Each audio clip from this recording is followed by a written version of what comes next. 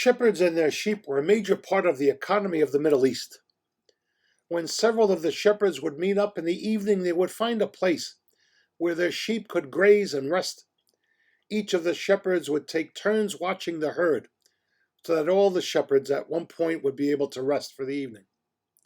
They would find a place that was enclosed with a gate to let the sheep in and out. And in the morning, each shepherd would call or sing to his sheep, and they would recognize his voice and follow him. Our first reading is the ending of Peter's Pentecost sermon. His spirit-filled words are calling his listeners to get away from the emptiness in their lives. Jesus is speaking in John's Gospel about himself as the true shepherd who gives people a chance to live their lives more abundantly. Jesus is now speaking about material wealth. Unlike those preachers who preach a prosperity gospel, follow and believe in Jesus and you'll become rich. Jesus wants us to live more fully, and not by having more possessions or more wealth. In one parish, I was invited by a family to their house to eat.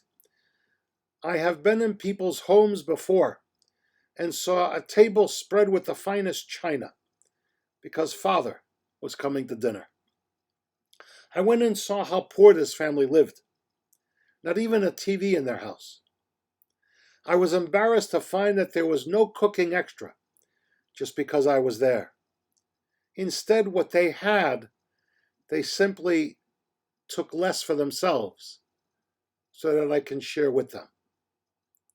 I never once heard them complain or wish for more for themselves.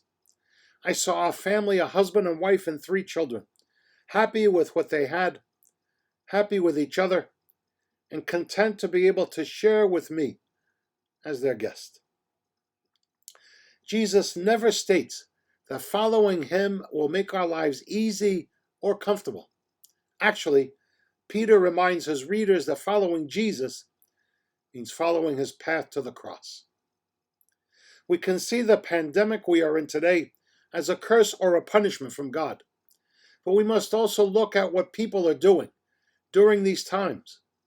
How many people are seeking assistance from food pantries and other handouts? How many people are volunteering to help?